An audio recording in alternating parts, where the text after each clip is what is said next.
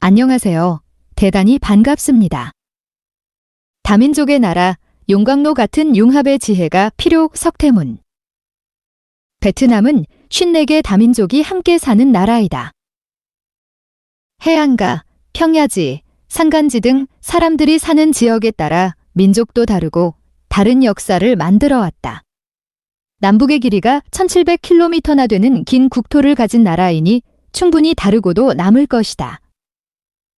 하지만 수천 년 긴 역사에 비추어 베트남이 오늘의 국경을 갖춘 것은 그리 오래되지 않았다. 현재 국경을 갖춘 베트남 최초의 통일왕국인 의무엔 왕조는 1802년 건국하였다. 이때를 기점으로 삼으면 현재의 베트남은 겨우 218년의 역사에 불과하다. 베트남 호치민의 기업체와 오랫동안 협력관계를 유지하며 사업을 하고 있는 친구의 말이 생각난다. 베트남은 한 나라지만 사실 한 나라가 아니라고. 북쪽과 남쪽 사람들은 근본적으로 다르다. 민족이 다르고 사는 지역도 다르다. 얼굴 생김도 생활 습관도 생각하는 방식도 다르니 한 나라라고 생각하고 덤비면 비즈니스를 그르치기 십상이라 했다. 북쪽 사람이 이성적이라면 남쪽은 감성적이다. 남쪽 사람이 오늘을 즐기는 스타일이라면 북쪽은 내일을 준비한다고 했다. 부자도 교육 수준도 북쪽이 남쪽보다 더 높다. 우리 입장에서 들으면 지역 감정을 조장한다고 말할지 모른다. 하지만 베트남과 이런저런 비즈니스를 하는 사람들의 말을 들어보면 대개 비슷한 판단들이었다. 한국의 베이비 부머는 근검절약해서 집 한 채 장만하는 것이 소원이었다. 밀레니얼 세대는 소확행을 추구한다. 단일 민족 국가인 우리는 세대 차이가 주요하지만 다민족 국가인 베트남은 동시대의 지역성이란 차이를 보인다. 세대 차이와 지역성 차이는 나름의 장단점이 있을 것이다. 그러나 같은 시대를 살면서 지역에 따른 사람들 심성 혹은 특성의 차이가 있다는 것은 그 사회가 더욱 역동성을 띠는 반증이 될지도 모른다. 1억 인구 돌파를 얼마 남겨두지 않은 베트남에서 가장 큰 민족은 비에트 혹은 킨족으로 전체 인구의 88%를 점한다. 나머지 53개 민족은 소수민족이다.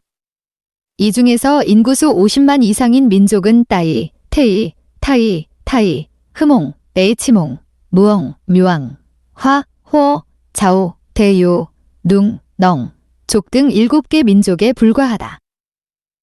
나머지 소수민족은 그야말로 인구수가 얼마 되지 않는다. 소수민족 거주지역은 주로 산간지역이다. 베트남 전쟁 때는 이들 거주지역의 전략적 중요성이 높아서 중앙정부의 지원도 많이 받았고 정치적 영향력도 컸었다. 그러나 통일 이후, 특히 도이머의 정책 추진 이후 소수민족 정책이 자립을 유도하는 쪽으로 바뀌면서 소수민족의 앞날이 그렇게 밝지는 않다. 베트남에는 거주 지역별로 사는 민족이 다르고 주된 산업도 살아가는 방식도 큰 차이가 있다. 문제는 민족별 특성의 차이가 아니다. 거주 지역별 교육기회와 사회간접 자본의 차이가 지역과 민족 차이를 더 가중시킨다는 사실이다. 54개 다민족의 장점이 제각기 발휘되어야 한다. 쓰레기 같은 낡은 쇳덩이들을 녹여 강한 철판으로 만들어내는 용광로의 지혜가 지금 베트남에 필요한 시점이다. 중부회, 현, 최초의 통일국가 의무엔 왕조의 왕궁. 사진 석태문 선임연구위원. 베트남 최대 명절 때 테트, 설날 때 풍경과 문화. 금년도 베트남의 때 연휴는 1월 23일부터 29일까지였다. 정부의 공식 연휴 기간은 일주일이지만 민간에서는 열흘 이상을 쉰다. 때 이외의 국경일은 신정 1.1, 훙부엉 왕들의 기념일 금력 3.10, 베트남전 승전일 4.30, 노동절 5.1, 독립기념일 9.2 뿐이다.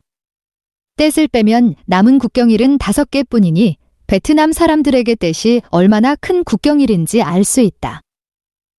때 연휴를 마치고 1월 30일 출근했다. 콱 경제팀장이 봉투 하나를 주었다. 뭐냐고 물으니 행운의 돈, 럭키머니이라 했다. 우리가 설날 아이들에게 세뱃돈을 주듯 베트남에서는 절은 하지 않지만 행운의 돈을 예쁜 봉투에 담아준다. 필자는 이날 원장과 부원장에게도 행운의 돈을 받았다. 기분에 팀원들에게 차 한 잔 사겠다고 했다. 행운의 돈보다 커피값이 더 들었지만 베트남 사람들에게 때든 나눔의 시간, 상호 존중의 시간이었다. 때시 되면 베트남 사람들의 꽃사랑이 절정에 달한다. 베트남에는 꽃도 많이 생산하고 소비도 엄청나게 많다. 1인당 국민소득 2,500달러 수준의 나라에서 이렇게 많은 꽃을 소비하는 것은 놀라운 일이다.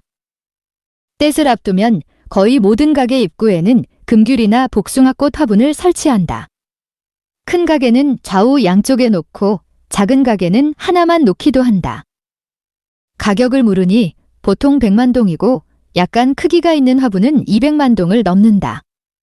하나씩만 갖다 놓아도 우리 돈으로 5에서 10만 원이다. 우리나라 소득 수준으로 보면 꽃 화분 하나 가격이 거의 50에서 100만 원으로 비싸다. 꽃 화분을 장만하기 어려운 가게는 꽃 그림을 입구 대형 유리문에 그려 넣는다. 붉은색의 복숭아꽃 나무를 그려 넣은 곳이 많았다.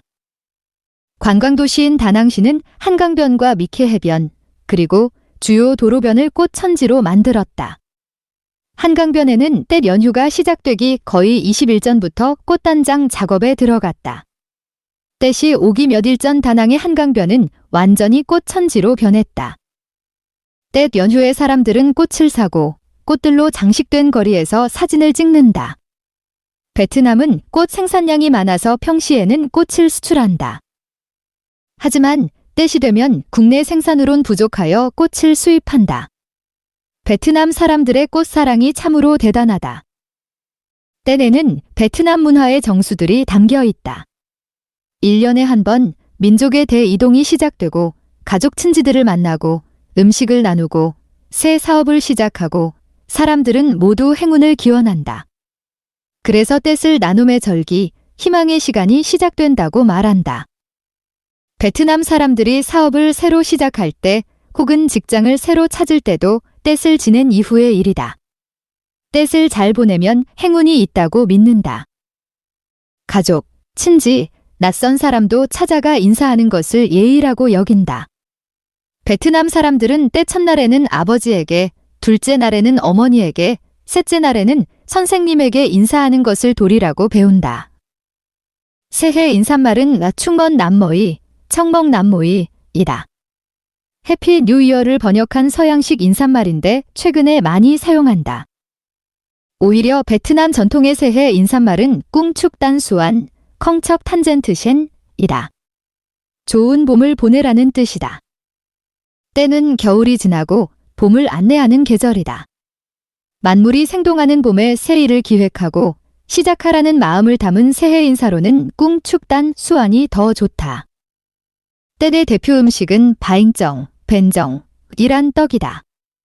우리가 설날에 떡국을 먹듯 베트남 사람들은 바잉정을 즐긴다. 녹두가루, 찹쌀, 돼지고기가 주 재료이다. 녹두와 찹쌀을 찐 것을 바나나 잎으로 싸거나 떡 속에 삶은 돼지고기를 넣어 싼 것도 있다. 때에는 악령을 물리치고 행운을 가져다주는 축제를 연다. 밝은 축제 의상을 입고 거리 행진을 하거나 사자 춤놀이가 여기저기서 벌어진다. 사자 춤놀이는 가게를 돌아다니며 행해지는데 마치 우리의 음력 대보름날 지신밟기와 비슷하게 느껴졌다. 불꽃놀이도 때의 중요한 문화 행사지만 요즘은 많이 자제한다. 때 전날 필자가 사는 아파트에서 좀 떨어진 주택단지에서 산발적인 폭죽놀이가 있었다. 때 전날 너무 심한 불꽃놀이로 화재가 빈발하면서 당국이 금지 조치를 내렸다. 전통 문화도 이러니 무엇이든 과하면 탈이 나는 모양이다.